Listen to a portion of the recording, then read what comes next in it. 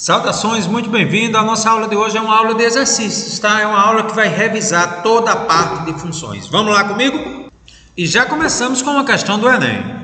Uma empresa analisou mensalmente as vendas de um de seus produtos ao longo de 12 meses após seu lançamento.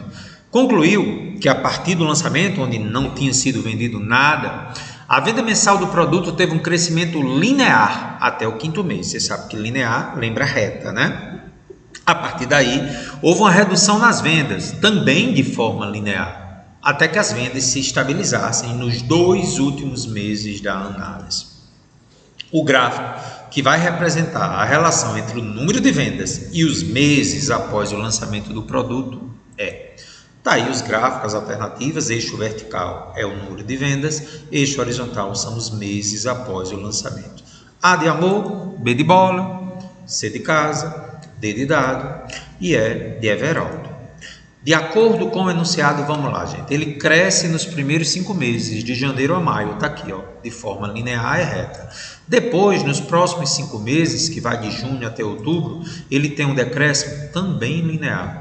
E, finalmente, nos 2 últimos meses, se estabilizou novembro e dezembro. Qual é a alternativa, então, correta, gente? A alternativa é... Tá aí, Carlos, questão que eu gostei. Mais uma questão do Enem, cuidado com a interpretação dela. Uma pousada oferece pacotes promocionais para atrair casais a se hospedarem por até 8 dias. A hospedagem seria em apartamento de luxo. E nos 3 primeiros dias, a diária custaria R$ 150, que é o preço da diária fora da promoção. Nos 3 dias seguintes, seria aplicada uma redução no valor da diária, cuja taxa média de variação a cada dia seria R$ 20. Então, R$ 20 em relação a 150 vai para 130. E aí vai diminuindo nos próximos 3 dias. Nos 2 dias restantes, seria mantido o preço que você teve no 6º dia. Nessas condições, um modelo para promoção idealizada é apresentado no gráfico a seguir, no qual o valor da diária é a função do tempo medido em número de dias. Então, o enunciado está me dizendo que nos 3 primeiros dias é 150, que é o preço fora da promoção, e diz que do 3º até o 6º dia, gente, a cada dia vai diminuindo R$ 20. Quando chega no 6º dia, fica fixo até o final do 8º dia. De acordo com os dados e com o modelo, comparando o preço que o casal pagaria pela hospedagem por 7 dias fora da promoção, um casal que adquiriu o pacote promocional por 8 dias fará uma economia de... Então, tem 2 situações que você tem que analisar, gente. Na primeira situação é sem promoção. Preço normal é 150, o casal ficaria por 7 dias, então pagaria 1.050, 7 vezes 1.050. Na situação 2, que é com o valor promocional, ele paga pelos 3 primeiros dias o valor normal, 150, 3 vezes 150, 450, e nos 3 próximos dias vai ser sempre R$ 20 a menos em relação ao dia anterior. Então, no 4º dia, ele paga 20 a menos do que no 3º, ele vai pagar 130. No 5º dia, 20 a menos de novo, 110. No 6º dia, 20 a menos, 90. 7º e 8º dia, paga o mesmo preço do 6º dia. Então, na primeira situação, eu gasto 1.050. Na outra situação, vai se gastar 960 ao longo dos 8 dias. É só somar. Vamos mostrar isso no gráfico. Primeira situação, 150 vezes 7, 1.050. Na outra situação, já fizemos 960. Então, me diga, quanto o casal vai economizar se optar pela situação 2, pelo pacote promocional? 1.050 menos 960, ou seja, R$ 90 de economia. Letra A. Questão número 3, questão que trabalha com um tipo de gráfico que vez por outra aparece no Enem. É o gráfico escada. Vamos falar sobre ele. Deseja-se postar cartas não comerciais, sendo 2 de 100 gramas, anote aí, 3 de 200 gramas e 1 de 350 gramas. O gráfico mostra o custo para enviar uma carta não comercial pelos correios. Galera, é muito interessante que a gente perceba o que está acontecendo com esse gráfico. Se a carta tiver até 50 gramas, atenção, olha para cá, mouse, até 50 gramas eu pago 1,25. Acima de 50 gramas e até 100 gramas eu pago 1,70. Acima de 100 gramas e até 150 gramas eu pago 2,15. E por aí vai. O valor total gasto em reais para apostar essas cartas é de... Galera, você lembra do enunciado? São 2 cartas de 100 gramas. Então, vamos pegar 100 gramas, bolinha fechada no 100 gramas, 1,70. Então, é 2 cartas, pagando 1,70 cada, 3,40. Depois, o enunciado diz que são 3 cartas de 200 gramas. Professor, mas eu vou pegar 200 gramas aqui em cima ou aqui embaixo? Onde a bola está fechada, né, gente? 200 gramas. Então 3 cartas de 200 gramas é 3 vezes 2, 65, dá 7,95. E finalmente, gente, uma carta de 350 gramas. Cadê 350 gramas? Está aqui. Bolinha fechada, eu pago R$4. Então, somando tudo, 15,35 é o que eu vou gastar para apostar essas cartas letra D. Tá aí, cara, gostei. Questão número 4, que tem uma certa semelhança com a anterior, vamos lá. Num certo país, o imposto de renda é cobrado da seguinte forma. Os que têm rendimento até 1.500 unidades monetárias não pagam nem um centavo de imposto. Aos que possuem renda entre 1.500 e 6.000 unidades monetárias, cobra-se 10% do imposto em cima da renda. E acima de 6.000 unidades monetárias, pode ser dólar, real, euro, o imposto é de 20%. Qual dos gráficos melhor representa a situação descrita? Imposto cobrado no eixo vertical, renda no eixo horizontal. Bom, de acordo com o enunciado, gente, não se paga nada até 1.500. Acima de 1.500 até 6.000, paga-se 10% da renda. 10% é 0,1. E acima de 6.000, eu vou pagar 20% da renda, ou seja, 0,2 da renda, 0,2 é. Por que é que o gráfico é a letra A, gente? Então, vamos lá. Não se paga nada até 1.500, né, gente? Então, até 1.500, ó, nada está se pagando. Agora, olha o detalhe. A partir de 1.500, eu vou pagar 10% de 1.500, ou seja, 10% de 1.501, 10% de 1.502, 10% de 1.503. Então, eu vou calcular aqui, gente, quanto é 10% de 1.500 para ser o ponto de partida. Aqui, ó, 10% de 1.500 é 0,1, né? Vezes 1.500 dá 150. Então, gente, eu começo a pagar 150 e esse pagamento segue uma proporção, né? Já que está multiplicando aqui. De modo que quando eu chego em 6.000, eu vou pagar quanto, gente? Eu vou pagar 0,1 de 6.000 a 600. Ou seja, por que é uma regra? Porque é uma proporção. 10% de 1.500 é 150, 10% de 600, de 6.000 é 600. Acima de 6.000, aí eu não vou pagar mais 10%, eu vou pagar 20%. 20% de 6.000, ponto de partida, na realidade seria 20% de 6.001, 6.002, mas a gente tem que ter um ponto de partida, né? 20% de 1.600, gente, daria o quê? Vamos fazer aqui, 0,2 vezes 6.000 dá 1.200. Então, meu ponto de partida é 1.200. E como segue uma proporção, né? Ele vai ser cada vez maior. Essa descontinuidade aqui, gente, mostra exatamente que até 1.500 você paga 0. E imediatamente acima de 1.500, o certo teria que ter uma bolinha aberta aqui, né? Acima de 1.500, até uma bolinha fechada chegando em 6.000. E aqui teria que ter uma bolinha aberta a partir de 6.000. E aí o gráfico que melhor corresponde a isso, então, é a letra A. Tá aí, cara, gostei das questões 3 e 4. E aí, gente, o Enem, vez por outra, faz interdisciplinaridade com física. Então, vamos à questão 5. Existem no mercado chuveiros elétricos de diferentes potências, que representam consumos e custos diversos. A potência P de um chuveiro elétrico é dado por uma fórmula. É o produto entre a resistência elétrica, que é um valor constante, para temperaturas, né? Para a mesma temperatura. E o quadrado da corrente elétrica. Então, ele está dando uma fórmula a você, que por ele circula. Já o consumo de energia elétrica, representado pela letra E, é diretamente proporcional à potência do aparelho. Considerando as características apresentadas, qual dos gráficos a seguir representa a relação entre a energia consumida por um chuveiro e a corrente elétrica que nele circula? Está aí A, B, C, D, E. Carlos, tem que saber física? Não necessariamente. Ele já deu a você a fórmula da potência em função da resistência e da corrente. A potência é resistência vezes quadrado da intensidade de corrente elétrica. E ele diz que a energia é diretamente proporcional à potência. Já vimos na nossa aula de razão e proporção que quando eu digo que é diretamente proporcional, eu coloco aqui uma constante. Essa constante aqui nós chamamos de K. De acordo com o enunciado, gente, a energia sendo diretamente proporcional à potência, eu vou pegar o valor da potência na primeira e substituir aqui, ó, substituindo a energia K, que multiplica RI ao quadrado.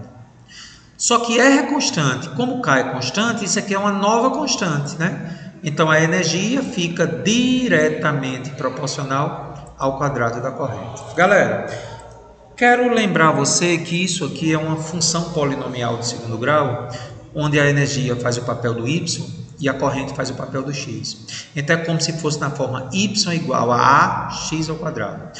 Como isso aqui é uma coisa sempre positiva, a concavidade é para cima. Portanto, gente, função polinomial de segundo grau, onde o A é positivo. Lembre que o B é zero, porque aqui é o vértice, se você continuasse, e o C é zero também, porque saiu do zero. Ou seja, gráfico de uma coisa diretamente proporcional ao quadrado da outra é uma parábola com a concavidade para cima. Portanto, letra D de dado.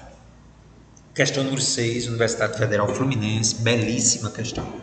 Os gráficos 1, 2 e 3 a seguir, esboçados em a mesma escala, ilustram modelos teóricos que descrevem a população de 3 espécies de pássaros ao longo do tempo. Então, o gráfico 1 mostra uma população constante com o tempo, o gráfico 2 mostra uma população que segue uma relação linear com o tempo, e o gráfico 3 mostra uma relação curva com o tempo. Sabe-se que a população da espécie A aumenta 20% ao ano, que a população da espécie B aumenta 100 pássaros ao ano, todo ano aumenta 100, e que a população da espécie C permanece estável, ou seja, permanece constante ao longo dos anos. Assim, a evolução das populações das espécies A, B e C ao longo do tempo corresponde respectivamente aos gráficos. Galera, revisando função constante, revisando função polinomial do primeiro grau e revisando função exponencial, vamos lá. Quando ele disse que na espécie A aumenta 20% ao ano, foi uma das coisas que a gente frisou bem na aula de exponencial. Dobrou, triplicou, reduz a metade, aumentou tantos por cento, diminuiu tantos por cento, exponencial. Então, a função vai ser do tipo P igual a P0, onde P0 é a população inicial. O aumentar 20%, gente, é como se fosse o A, 120%, lembra? É elevado ao tempo. Como é ao ano, eu não preciso do K, fica só T. Então, essa é a função característica de um aumento de 20% ao ano. 120% é 1,2. Então, gente, o gráfico relacionado à espécie A é o gráfico que tem uma curva, é o gráfico 3. Já a espécie B, ela vai aumentar 100 pássaros todo ano. O aumento sempre da mesma coisa ao ano caracteriza uma função polinomial do primeiro grau. É a taxa de variação sempre constante. E a gente sabe que uma função polinomial do primeiro grau é da forma y igual a mais bx. Então, o y faz o papel do p, o b faz o papel da população inicial, que é constante, e aqui esse 100 é o número que está aumentando a cada ano. Gráfico reto, saindo da população inicial P0. Então, a espécie B está relacionada ao gráfico 2. E, evidentemente, gente, a espécie C ela fica constante, é uma função constante, uma função afim, né? P igual a P0. Então, seria o gráfico, a população espécie C com o gráfico 1. Analisando as associações, então, gente, a gente teria letra E, né? A espécie A está relacionada ao gráfico 3, que é exponencial, 20% ao ano. A espécie B estaria relacionada à função polinomial do primeiro grau, que cresce 100 todo ano. E a espécie C, a constante, seria o gráfico 1, portanto, letra E. Tá aí, Carlos? Gostei. O A é 3, o B é 2 e o C é 1. Muito bem. Tá aí, letra E, belíssima questão. Galera, questão 7, Universidade Federal Fluminense. Essa questão é muito parecida com uma questão que andou caindo no Enem, viu? O modelo matemático simplificado para o formato de um vaso sanguíneo é de um tubo cilíndrico circular reto. Neste modelo, devido ao atrito com as paredes do vaso, a velocidade do sangue em um ponto P no tubo depende da distância R do ponto P ao eixo do tubo. Então, a distância R é medida de um ponto P até o meio do tubo. O médico francês Jean-Louis Marie-Pessoa propôs a seguinte lei que descreve a velocidade em função de R. A velocidade depende do R, é dado por uma constante K, que multiplica R ao quadrado, que é justamente o raio aí do vaso, menos Rzinho ao quadrado, onde esse Rzinho aí é a distância do ponto que você está considerando até o eixo do tubo, ok? Então tá aí, ó. Rzão é o raio do tubo e Rzinho é a distância de um ponto qualquer até o eixo do tubo, ok? Onde R é o raio do tubo cilíndrico, K é um parâmetro, que é uma constante, né, que vai depender da diferença de pressão dos extremos do tubo, do comprimento do tubo e da viscosidade do sangue. Considerando que esse K é constante e positivo, assinala a alternativa que contém uma representação possível para o gráfico. Eita, que questão massa! Qual seria, né, gente? Vamos fazer uma análise inicial, gente. Se eu pegar um ponto no eixo, o R é zero, a distância do ponto até o eixo é R. Fazendo R igual a zero na fórmula, ficaria K, que multiplica R ao quadrado menos R ao quadrado, ou seja, a velocidade para um ponto do eixo é K vezes R ao quadrado. Pegando agora um ponto na extremidade do tubo, onde o Rzinho agora é na extremidade do tubo. R é igual a Rzão, o próprio raio. Então, substituindo aqui por Rzão, K, que multiplica R ao quadrado, menos R ao quadrado. Aqui é um R maiúsculo, tá, gente? Então, K vezes essa diferença dá zero. Então, a velocidade no eixo é máxima e a velocidade lá nos extremos, nas paredes, é zero. Está aí um resumo para você, né? Para R igual a zero, no eixo, a velocidade assume o seu valor máximo, kr ao quadrado. E para um ponto no eixo, lá em cima, a velocidade é zero. Muito bem, cara. Se eu desenvolver agora a função, eu vou ver que vai dar uma função polinomial de segundo grau. Preste atenção, eu vou desenvolver, tá? Desenvolvendo a fórmula que foi dada, K vezes R ao quadrado está aqui, K vezes Rzinho ao quadrado está aqui. Galera, lembre que isso aqui é uma constante. Por que isso aqui é uma constante? O K foi dito na questão que é uma constante e o raio do tubo não muda. Então, isso aqui é uma constante, funciona como C na função polinomial de segundo grau. K é uma constante, funciona como A. E Rzinho ao quadrado é aquilo que pode variar. Ou seja, a velocidade funciona como Y e esse Rzinho funciona como X. À medida que o Xzinho muda, o que é que acontece com o Y? A e C são constantes. Vamos dar só um novo jeito de escrever isso aqui, né, gente? Vamos lá? Escrevendo isso aqui vai ficar como? Menos A vezes Rzinho ao quadrado mais C. Galera, quem é o C? É o ponto onde corta o eixo vertical. Menos A significa dizer que a concavidade é para baixo. Então, é a função polinomial com a concavidade para baixo. E um detalhe muito importante sobre B de bola. B de bola, aqui é um vértice. Então, é zero. Então, confirmou. Este tem que ser o gráfico. Concavidade para baixo, saindo do C. Olha o que eu escrevi. A função V em função de R é uma função de segundo grau, com a concavidade para baixo, porque quem está ao lado de R ao quadrado, que faz o papel do X, é negativo. E o termo independente C, que é o ponto onde corta o eixo das ordenadas. Está aí uma questão que ilustra muito bem a aplicação de função polinomial de segundo grau em contextos da ciência. Então, letra A, alternativa correta. Gostou da questão? Muito bem. Então, vamos ver uma que é parecidíssima com a anterior e que segue a mesma linha de raciocínio. Atenção agora para essa questão. Diz para mim de onde é que é a questão, gente. Questão do Enem. Então, vamos fazer essa questão aí. Um boato tem um público-alvo e alastra-se com determinada rapidez. Isso lembra duas questões que a gente viu em exponencial, né? Uma da UFRN e outra lá do Ceará, lembra? Em geral, essa rapidez é diretamente proporcional ao número de pessoas desse público que conhece o boato e diretamente proporcional também ao número de pessoas que não o conhecem. Em outras palavras, sendo R a rapidez de propagação, P o público-alvo e X o número de pessoas que conhecem o boato, tem-se essa fórmula aí, onde K é uma constante. Carlos, eu não entendi a relação entre o enunciado e a fórmula. Então vamos lá, gente. Ele diz que a rapidez do boato é diretamente proporcional ao número de pessoas que conhecem o boato e também é diretamente proporcional ao número de pessoas que não conhecem o boato. Então vamos lá. Se P é a população total, pense comigo.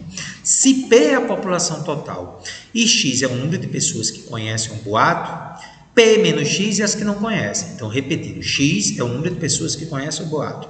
P menos X é as que não conhecem, porque se do todo eu tiro as que conhecem, sobra quem não conhece. E aí, reafirmo, a rapidez é diretamente proporcional ao número de pessoas que conhecem e ao número de pessoas que não conhecem. O K é a constante que mostra essa proporcionalidade. Beleza, cara. Qual o gráfico que vai melhor representar a função dada? Letra A, letra B, letra C, letra D, letra E. Então vamos fazer essa questão muito bonita. Olhando a questão anterior, vamos fazer uma análise inicial. Quando ninguém conhece o boato, gente, qual é a rapidez? Zero. Porque se ninguém conhece, como é que vai se espalhar uma coisa que ninguém conhece? Vamos comprovar na fórmula. Para x igual a zero, ninguém conhece o boato. K vezes zero, que multiplica P menos zero. Aqui dá P vezes zero vezes K dá zero. E se todo mundo conhecer o boato? Também não vai haver propagação. Todo mundo já conhece? Vamos confirmar. Faça x igual a P na fórmula. K vezes P, que multiplica P menos P dá zero. Então, observe, quando ninguém conhece e quando todos conhecem, não tem rapidez de propagação. X igual a zero, rapidez dá zero. X igual à população toda, rapidez dá zero também. Bom, fazendo agora uma análise matemática da função, né? K vezes x, que multiplica P menos x. Vamos multiplicar K vezes x por P, dá KPx. E vamos multiplicar K vezes x por menos x, menos Kx ao quadrado. Vamos ajeitar aqui, já estou vendo a função polinomial do segundo grau, ela fica na forma menos Kx ao quadrado mais Kp vezes x. O que está de branco, gente, é constante, funciona como o A, B e C na função polinomial do segundo grau. E x é o número de pessoas que conhecem o boato que pode mudar. Então daqui você tira que quem está ao lado de x ao quadrado é o K, menos K, que faz o papel do A, com cavidade para baixo. Quem está ao lado do x faz o papel do B, B de bola, K vezes P, que é constante. Então eu tenho o A com cavidade para baixo e tenho o B positivo. E o C é zero, porque não tem C aqui, tá vendo? Se o C é zero, o gráfico vai sair lá da origem, né? Como é, gente, então, o jeitão do gráfico? Por que ele é assim? Revisando nossa aula de função polinomial do segundo grau. O coeficiente de x ao quadrado é negativo, com cavidade para baixo. O B é positivo, corta o gráfico subindo. E o C é zero, saiu do zero da origem. Então, gente, caracterizando A menor que zero com cavidade para baixo, B positivo, corta a parábola subindo, e C igual a zero, ponto do eixo Y que a parábola corta. Está aí uma questão maravilhosa do Enem, confirmando que quando x é zero, a rapidez é zero, e quando x é p, a rapidez é zero. Ô, gente, a alternativa correta é a letra E, mas eu queria saber o seguinte, e quando é que a rapidez é máxima? Será que você concorda com o x do vértice? Ainda lembra de x do vértice? Vamos lá comigo. A fórmula da rapidez em função do número de pessoas que conhecem o boato é menos ax ao quadrado mais bx. Galera, A é negativo, é menos K, e o B é K vezes P. Vamos descobrir o número de pessoas para que a rapidez do boato seja máxima? X do vértice, né? Eu quero apenas uma curiosidade, gente. Qual é o número de pessoas para que o boato seja máximo? Menos B sobre 2A, da nossa aula de função polinomial do segundo grau. Menos B, como o B é Kp, vai ficar menos Kp.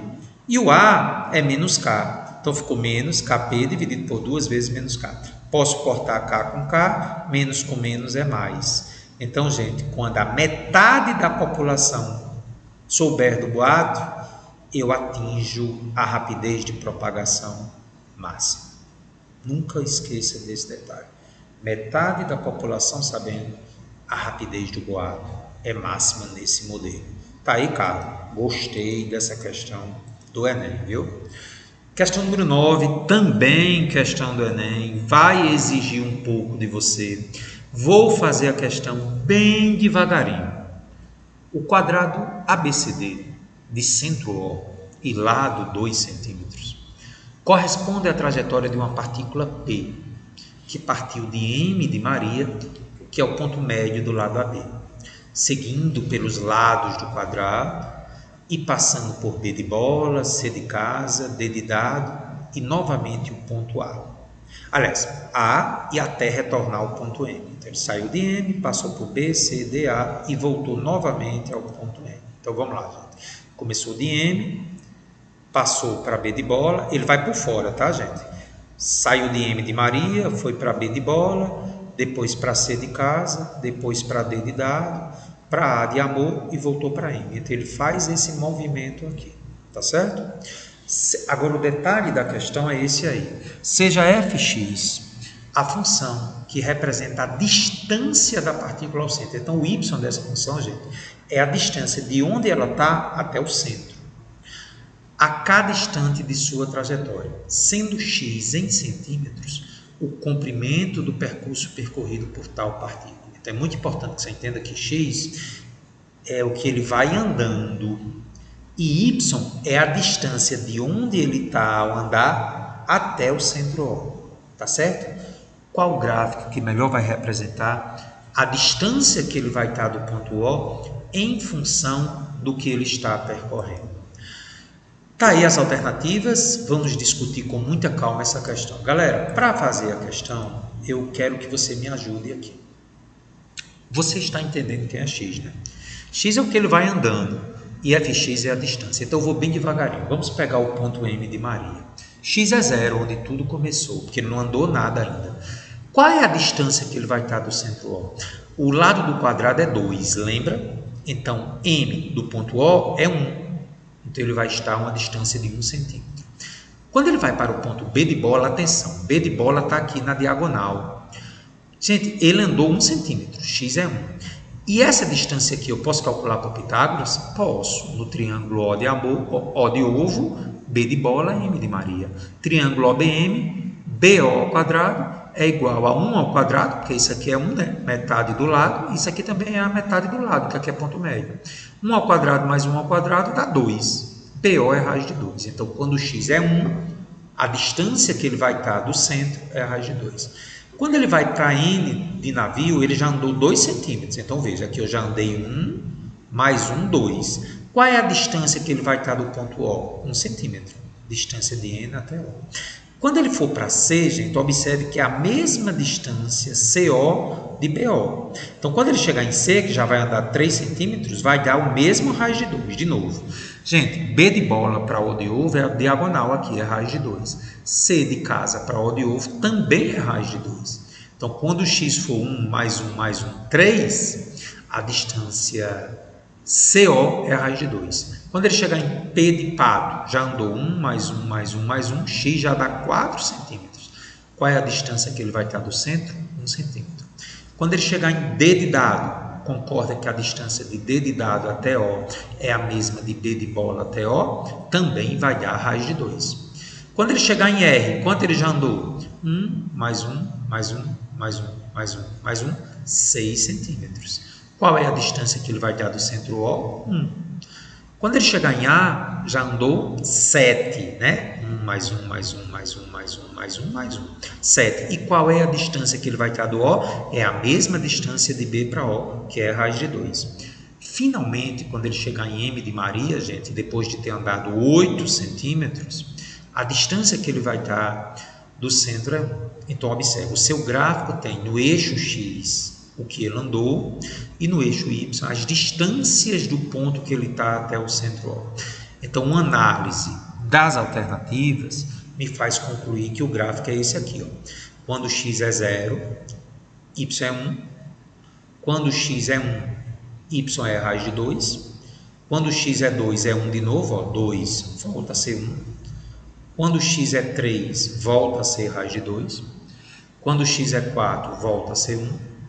Quando x é 5, volta a ser raiz de 2.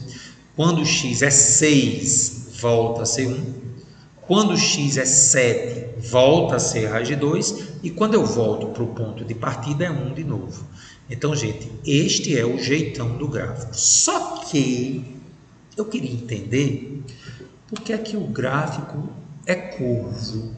Bom, seja fx a distância pedida, eu estou pegando aqui uma distância qualquer, e você percebe, gente, que essa distância aqui é a hipotenusa de um triângulo de lados 1 e x, que eu não sei quanto é, porque eu estou pegando um ponto qualquer aqui. Então, quando eu faço Pitágoras aqui, ó, f de x ao quadrado é igual a x ao quadrado mais 1 ao quadrado. E isso é uma parábola, né, gente? X ao quadrado mais 1 é uma função polinomial que tem a concavidade para cima. Portanto, justificando, então, a letra A. É, caro, questão que puxou. mas é muito interessante, demais, gente. Muito interessante. A questão 9, anote aí, questão top do Enem. Vamos agora para a Unicamp. O consumo mensal de água nas residências de uma pequena cidade é cobrado como se descreve a seguir. Para um consumo mensal de até 10 metros cúbicos, o preço é fixo, igual a R$20, não há dúvidas. Até 10 metros cúbicos, R$20 é o preço. Para um consumo superior, o preço é de R$20, acrescido de R$4 por metro cúbico. Então, atenção, para um consumo superior a 10 metros cúbicos, você vai cobrar R$20 e mais R$4 por metro cúbico, consumido acima dos 10 metros cúbicos. Considere a função que associa o gasto mensal com o consumo de X metros cúbicos de água. Letra A, questão discursiva, ele quer que você faça o gráfico da função custo entre 0 e 30. E na letra B, para um consumo mensal de 4 metros cúbicos de água, qual é o preço efetivamente pago por metro cúbico? E para um consumo mensal de 25 metros cúbicos? Vamos fazer a letra A, gente. Esboça o gráfico da função entre 0 e 30, que é o consumo. Então, para fazer a questão, vamos bem devagar. O que é que o enunciado me diz? Para consumos de até 10 metros cúbicos, é constante, é 20. Acima de 10 metros cúbicos, isso lembra questões da parte final de função polinomial do primeiro grau. Olha o detalhe, gente. Acima de metros cúbicos, eu vou pagar o fixo, que é 20, mais R$4 para consumos acima de 10 metros cúbicos. Lembra daquela questão lá do telefone em função polinomial do primeiro grau? Então é muito importante que nesse momento, gente, você entenda que eu vou continuar pagando R$20, mas eu só vou pagar R$4 para pontos acima de 10 metros cúbicos. Então x menos 10, para x maiores que 10. Por isso que é x menos 10, tá bom? Desenvolvendo isso aqui, 4x menos 40, né? Com mais 20 fica 4x menos 20. Então, a minha função na prática é 20 até 10 e 4x menos 20 para qualquer consumo acima de 10. Muito bem, Carlos. E com isso eu consigo construir o gráfico. Sim, porque de 0 até 10 o consumo é constante 20. E olha o detalhe, quando x for 10, vou substituir aqui, né, gente? Quando x for 10, vou substituir aqui para ver quanto é que dá, né? 4 vezes 10, 40 menos 20 dá 20. E quando x for 30, vou substituir na mesma função, 4 vezes 30, 120 menos 20, 100. O detalhe que eu quero frisar, gente, é que na prática essa bolinha tem que ser aberta, né? Porque se for exatamente 10, eu estou pagando 20. Quando eu substituo x aqui por 10, 4 vezes 10, 40 menos 20, 20. Aí confirmando que a bolinha é aberta a partir daqui. Então, este é o gráfico constante de 0 a 10 e segue uma função polinomial do primeiro grau a partir daqui, onde eu consigo construir, que é uma reta, substituindo x por 10 achando o custo, substituindo x por 30 achando o custo. Né? Seria, então, esse gráfico aí. Para um consumo mensal de 4 metros cúbicos de água, qual é o preço efetivamente pago por 4 metros cúbicos? Ora, qualquer valor abaixo de 10 metros cúbicos, eu vou pagar só 20, lembra? Sem dúvida. E por metro cúbico, né, gente? Vai ser o quê? R$20 dividido por 4. Porque eu não estou pagando R$20 até 10 metros cúbicos e estou consumindo 4 metros cúbicos, então eu pago R$5 por metro cúbico. E para um consumo de 25 metros cúbicos, aí eu vou substituir na função custo para x igual a 25, que é x maior que 10. 4 vezes 25 é 100 menos 20, dá R$80. Como eu consumi 25 metros cúbicos, o preço por metro cúbico é 80 por 25, R$3,20. Então tá aí, Carlos, na letra B, para x 4 metros cúbicos eu vou pagar R$5 por metro cúbico, e para x igual a 25 metros cúbicos eu vou pagar R$3,20 por metro cúbico. Carlos, gostei dessa questão, viu? E observe que a questão 11 tem uma certa semelhança com essa questão 10. Então vamos à questão 11, questão de onde, gente? Do Enem. Você viu que tem várias questões do Enem sobre esse assunto. Então vamos a essa aí, né? Após realizar uma pesquisa de mercado, uma operadora de telefonia celular ofereceu aos clientes que utilizavam até 500 ligações ao mês o seguinte plano mensal. um valor fixo de R$12 para os clientes que fazem até 100 ligações ao mês. Fez até 100 ligações, só paga 12. Caso o cliente faça mais de 100 ligações, será cobrado um valor adicional de 10 centavos por ligação, a partir da 100ª até a 30ª. E caso ele realize entre 300 e 500 ligações, será cobrado um valor fixo mensal de 32. Então a gente tem que entender o enunciado, gente. Até 100 ligações é R$12. De 101 até 300, eu vou pagar 12 mais 10 centavos por ligação. E se eu fizer mais de 300 ligações, é fixo, 32. Com base nos elementos apresentados, ele quer que você diga qual é o gráfico que vai melhor representar a relação entre o valor mensal pago desse plano e o número de ligações. Então vamos lá, né, gente? Seria a letra A, seria a letra B, C, D ou E. Então vamos discutir a questão.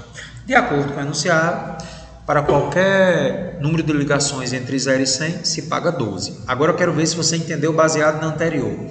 Entre 100 e 300, eu estou botando entre 100 e 300, mas na realidade já seria de 101 até 300. Né? Então 100 está menor, o 100 não entra. Eu pagaria 12 mais o quê? Vamos lá, gente. 12 mais o quê? 10 centavos para qualquer número de ligações que superar 100. Pela terceira vez a gente está discutindo isso. A gente já tinha discutido função polinomial do primeiro grau, discutimos na questão anterior. Então, gente, se ele dá um valor fixo, até, por exemplo, 100, e depois diz que acima de 100 eu vou pagar tantos centavos, acima de 100, você pega o x menos 100. Sempre vai ser assim. Então, 12 mais 10 centavos para o que passar de 100, x menos 100. Vamos desenvolver isso aqui, gente. Dá 0, 10x. E aqui dá menos 10. Então, fica 0, 10x, mais 2, né? Porque ficou 12 menos 10. 2 mais 0,10x para qualquer número de ligações entre 100 e 300. E entre 300 e 500 é 32. Então, fazendo um resumo, não é? 12 de 0 até 100. 2 mais 0,10x entre 100 e 300. E 32 para qualquer número de ligações acima de 300 até 500. Se você analisar o gráfico que vai responder a isso, gente, ó, 12 até 100, 32 de 300 até 500. E essa reta aqui a gente tem que conversar sobre ela, né, gente? O que é que significa essa reta aí, ó? Essa reta está significando exatamente o 2 mais 0,10x. Eu vou fazer um teste com você. Vamos fazer x igual a 100 aqui? Faça x igual a 100. 100 vezes 0,10. 10 mais 2, 12. Está aqui 12. Vamos substituir agora x por 300 aqui. Vamos substituir por 300. 0,10 vezes 300, 30 mais 2, 32. Bateu. Função polinomial do primeiro grau, porque segue o seu padrão. Então tá aí, letra B. Excelente questão. De onde é, gente? Do Enem. Não adianta fugir. Essa questão da PUC, ela tem um nível de dificuldade um pouquinho maior, mas eu achei muito interessante para a gente resgatar algumas coisas de função polinomial de segundo grau. Sabe-se que, em certo posto de combustível, as bombas de gasolina despejam líquido a vazão constante de 3 litros por minuto. Então, cada minuto está sempre tendo 3 litros. Certo dia, Lia parou nesse posto para abastecer seu carro, quando ainda havia 10 litros de gasolina no tanque. E foram gastos 5 minutos para colocar em seu interior mais alguns litros de gasolina, após o que ela seguiu sua viagem. Então você entendeu até aí, gente? Ela chegou com 10 litros de gasolina, essa bomba despeja 3 litros por minuto, então ela gastou 5 minutos lá. Então vamos pensar, se eu cheguei com 10 litros e a minha bomba despeja 3 litros por minuto, em 5 minutos vai despejar 15. Com 10 que eu tinha, eu vou para 25. Você concorda? De novo, quantos litros eu cheguei de um posto? Eu não, ali, 10 litros. A bomba despeja 3 litros por minuto. Como foi durante 5 minutos? 5 vezes 3, 15. Com 10, 25 litros é o que vai ter no carro. Imediatamente após ter saído do posto, com os 25 litros de combustível, sabe-se que o carro de Lia rodou sem parar por 95 minutos, quando então esgotou-se toda a gasolina do tanque e ela teve que parar. Ao longo desses 95 minutos, O volume de combustível no tanque em litros pode ser descrito como uma função do tempo t em minutos, cujo gráfico é parte do ramo de uma parábola cujo vértice é o ponto 100 e 0. Ou seja, essa diminuição do combustível dela vai seguir uma parábola, né? Muito bem, Carlos. Considerando o intervalo de 0 até 100, em que t igual a 0 é o instante em que Lia parou no posto para colocar a gasolina, então, se Vt é o volume de gasolina no tanque em função do tempo t em minutos, a expressão do volume do tanque é... Aí as alternativas, vamos deixar para analisá-las daqui a pouco. Gente, há dois trechos a ser considerado. O primeiro trecho é aquele em que o carro está recebendo combustível. A função é dividida em dois intervalos, onde t é o tempo e o volume de combustível. Então, esse primeiro intervalo vai do momento que ela chegou, que tinha 10 litros no tanque, até os 5 minutos que ficou sendo abastecido. Acompanhe comigo. No tempo zero existem 10 litros de combustível e a cada minuto são colocados 3 litros até o instante 5 minutos. Então, se eu coloco 3 litros a cada minuto, eu posso dizer que eu começo com 10 mais 3t. Lembre que é uma função polinomial do primeiro grau. Está entrando sempre a mesma coisa por minuto. Lembra que eu falei que era 3 litros por minuto? Isso caracteriza o A, lá na função polinomial do primeiro grau. Então, a sua função de 0 até 5 começa com 10 e aumenta 3 litros por minuto.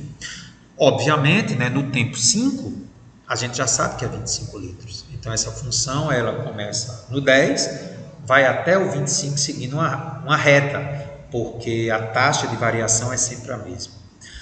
O que acontece a partir de agora é muito curioso, gente, porque agora eu vou pegar do tempo 5 até o tempo 100. Oxe, mas por que de 5 até 100? Porque a questão diz que ela passou 95 minutos se movimentando, seguindo uma parábola, lembra? De acordo com o enunciado, o volume do tanque diminui a partir de 25 litros no tempo 5 minutos, né? Conforme uma função polinomial do segundo grau, converte-se no ponto 100 e 0. Vamos entender porque é que o vértice tem que ser em 100 e 0. Ou seja, no tempo 100 minutos, que vai corresponder a 95 minutos, os 5 para encher o tanque, mais 95 de percurso.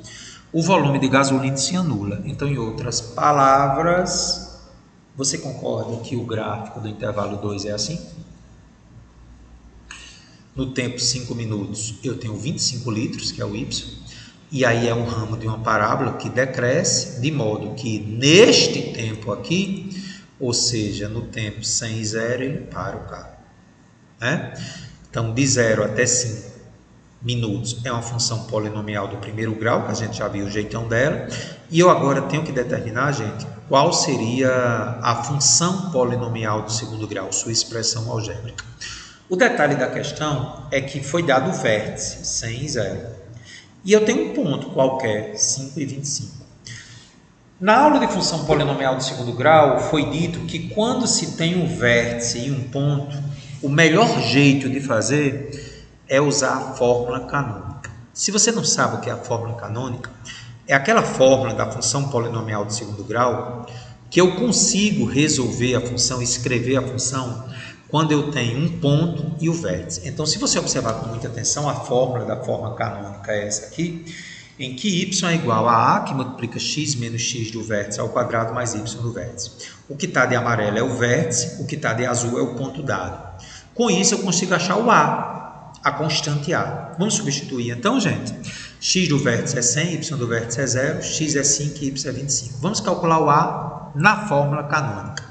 Quando o y é 25, x é 5.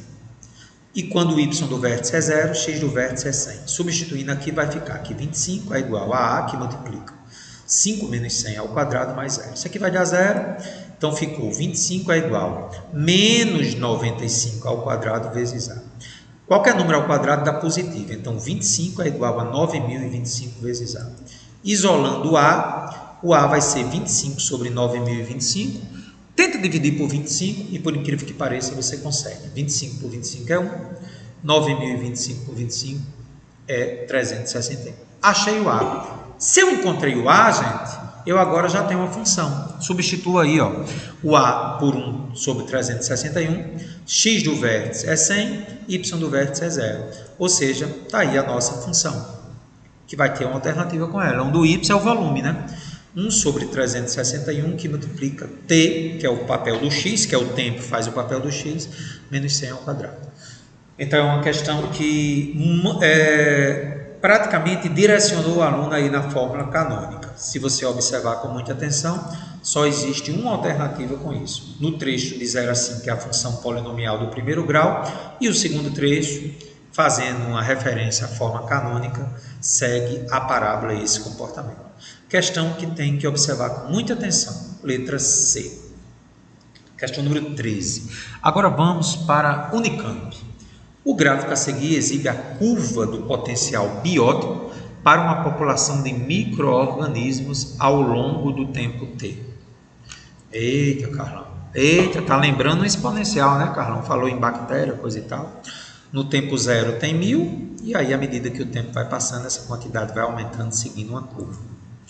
Sendo A e B constantes reais, a função que se pode representar galera, de cara não pode ser A, que é do primeiro grau, não pode ser a D, que é logaritmo, a função logaritma não tem esse comportamento mostrado. Eu ficaria em uma leve dúvida entre B de bola e C de casa, entre B, que é um exponencial, e a C, que é uma função polinomial de segundo grau, que tem uma certa semelhança com a exponencial. Então vamos começar a eliminar aquelas que não podem, né? A gente já disse que não podia ser A, porque teria que ser uma reta, e também não pode ser a logaritmo. Eu não sei se você lembra ainda, mas a função logaritmo, ela tem um comportamento assim, né? Ou ela pode ser assim, crescente ou decrescente. Então quando você olha para o gráfico, ele não está desse jeito, é um gráfico que não tem o comportamento da logaritmo, como está aqui. Então, ou vai ser B de bola, uma exponencial, que segue esse padrão, que é possível, ou uma quadrática, função polinomial de segundo grau, que é possível também. Para definir qual vai ser, gente, vamos fazer as análises individuais. Na letra B, vamos analisar assim. A vezes B elevado a T é um exponencial, né? Letra no expoente é exponencial. Será que pode ser ela? Vamos ver. Se eu fizer T igual a zero, a quantidade é zero, né? Para T igual a zero, Q de zero vai ser quanto? Se eu fizer T igual a zero, o Q de zero vai ser 1000, né, gente? Pronto, eu consertei, né? Para T igual a zero, Q de zero é 1000. Então, substituindo aqui, Q de zero é 1000, A que multiplica B elevado a zero. Só que B elevado a zero é 1, né? Então, A é 1000. Então, o A é 1000, é possível. E se eu fizer, por exemplo, Carlos, T igual a 4, ó, aqui no gráfico, T igual a 4, o Q seria 5000, né? Olhando para o gráfico, vamos substituir T por 4 e QT seria 5000. Então, 5000 é igual a 1000 vezes, A não é 1000? Vezes B a quarta. Então, B a quarta seria 5. Então, B é raiz quarta de 5. Então, eu vejo que seria possível a exponencial. Seria 1000, que multiplica raiz quarta de quinta elevado a t. Isso aqui eu posso escrever como 5 elevado a t sobre 4. Eu até descobri a exponencial. Então, a B é possível. Mas tem que ver a C, né, gente? Será que a C é possível? Já vamos eliminar de cara. Vamos ver. Se t igual a zero, Q de zero é A vezes zero ao quadrado mais B vezes zero. Se t igual a zero, gente, zera tudo. Então, se t for zero, teria que dar zero e deu 1000, então não corresponde. Portanto, a única possível é a B de bola, a gente já suspeitava que seria o exponencial. Questão 14 é uma questão que tem que ter muito cuidado, ela trabalha com translação, contração de gráfico, então vamos bem devagarinho. A figura abaixo exibe o gráfico de uma função, está aí, né, a funçãozinha, beleza. Então ele quer saber qual é o gráfico de uma outra função que multiplicou por 2 a função, e dentro dela eu fiz x menos 1. Que coisa estranha, cara. F de x menos 1, ele quer saber como seria o gráfico dela. Galera, vamos a algumas observações muito importantes, tá? Esse menos 1 que está aí na função, ele provoca uma translação horizontal para a direita, deslocando cada abscissa de uma unidade. Então, anote aí, toda vida que tem menos 1, desloca para a direita.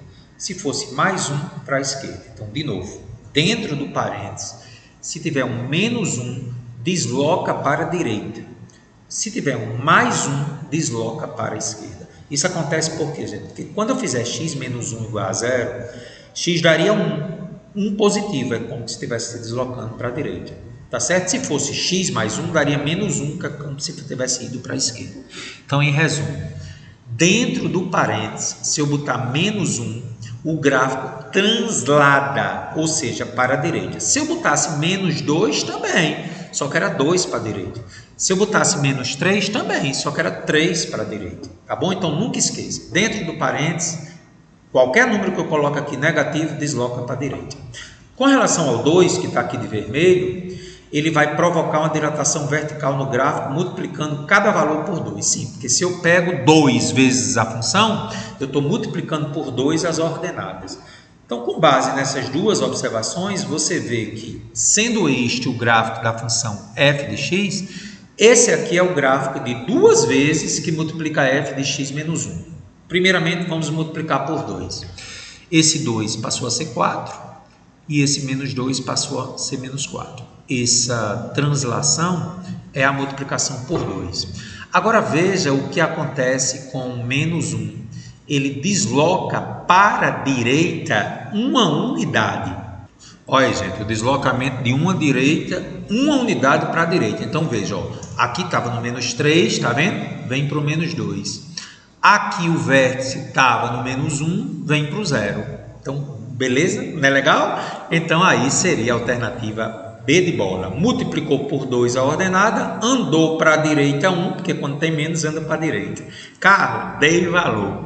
Questão número 15 faz uma revisão geral de todo tipo de gráfico. Vamos lá.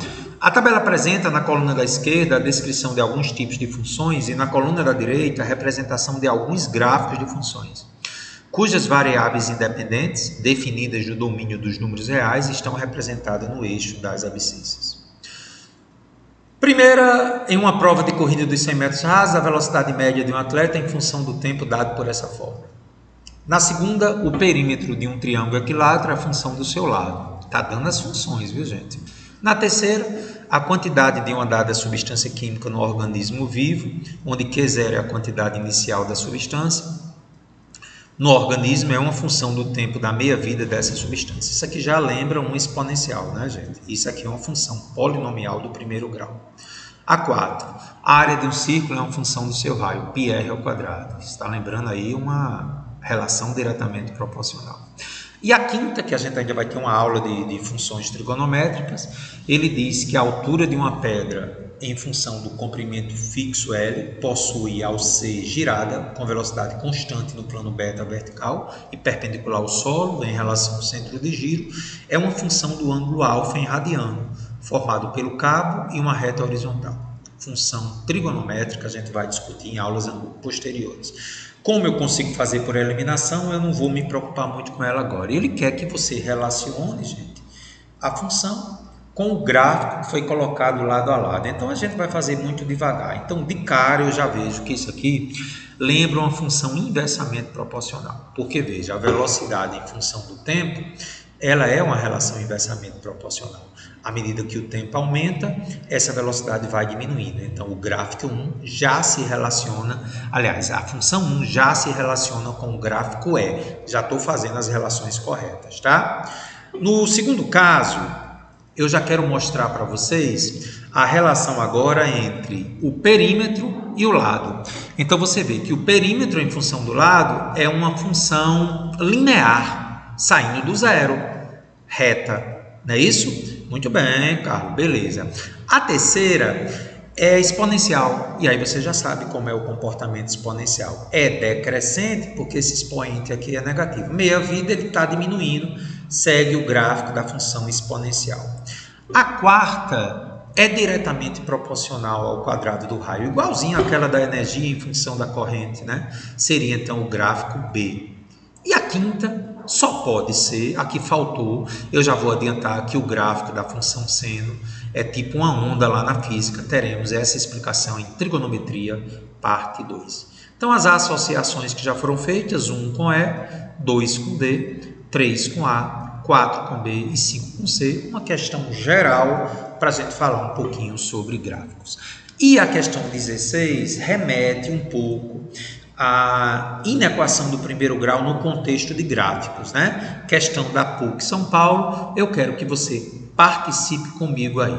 No modelo aplicado à economia, em virtude de X e Y, representaremos preços foram colocadas as seguintes restrições. Então, eu tenho as 8 menos 2x mais y é maior ou igual a zero, x maior ou igual a zero e y maior ou igual a zero. Tá certo? Então é lógico que o preço não pode ser negativo, é por isso que o preço x é maior que zero, o preço y é maior que zero, e ele dá uma relação ainda entre os preços, de modo que 8 menos 2x mais y é maior ou igual a zero. Ele quer que você, observando as alternativas, qual o gráfico que vai me permitir fazer essa solução dessas inequações aqui.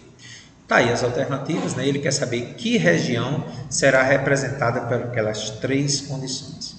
Então vamos começar, gente. A primeira eu vou transformar em equação do primeiro grau, né? 8 menos 2x mais y maior ou igual a zero, passa menos 2x para o segundo membro, passa 8 para o segundo membro, então y é maior ou igual a 2x menos 8. Gente, isso lembra para você o padrão de uma reta, tá bom? Vamos discutir isso. Quando x for zero, y é quanto? Menos 8. Faz x igual a zero aqui, y dá menos 8. Quando y for zero, x dá quanto, gente? 4. Faça y igual a zero, menos 8 passa para o outro lado, o 2 passa a dividir. Você sabe por que eu fiz isso? Você ainda lembra? Da nossa aula de função polinomial do primeiro grau, né, gente? Y é menos 8 e o x é 4. Então, quando o x é zero, eu marco em cima do y menos 8. E quando o y é zero, eu marco em cima do x 4. A reta ela é crescente, porque o coeficiente de A é positivo, e a desigualdade, sendo maior ou igual, ele vai pegar a região acima da reta. Lembre que em inequação do primeiro grau, a gente explicou que toda vida que você faz o comportamento gráfico, você traça a reta como se isso aqui fosse igual, que foi o que eu fiz, maior ou igual fica acima da reta. Aí, olha, o x é maior ou igual a zero, então tudo que estiver à direita é o que eu vou pegar, ó, né? X maior ou igual a zero. Ó, galera, consertei aí, né? X maior ou igual a zero é a direita, setinha amarela para a direita. E o y maior ou igual a zero seria tudo que estiver acima do eixo x. Então, gente, é essa região aqui que me interessa. O que está acima da reta y maior ou igual a 2x menos 8, o que está acima do eixo x, porque x é maior ou igual a zero, e o que está à direita do eixo y, porque y é maior ou igual a zero. É essa região que interessa aqui. Ou seja, letra E, né, gente? Não pode estar aqui embaixo. Então, letra E é a única que satisfaz a essa região aí. Ok? Letra E, vamos marcar. Show de bola! Você viu a importância dos gráficos, gente? Fazendo relação com as funções? Pois é, aula muito interessante de revisão, tá bom? Nossa próxima aula chegaremos à metade do curso, é nossa aula 50. Abração!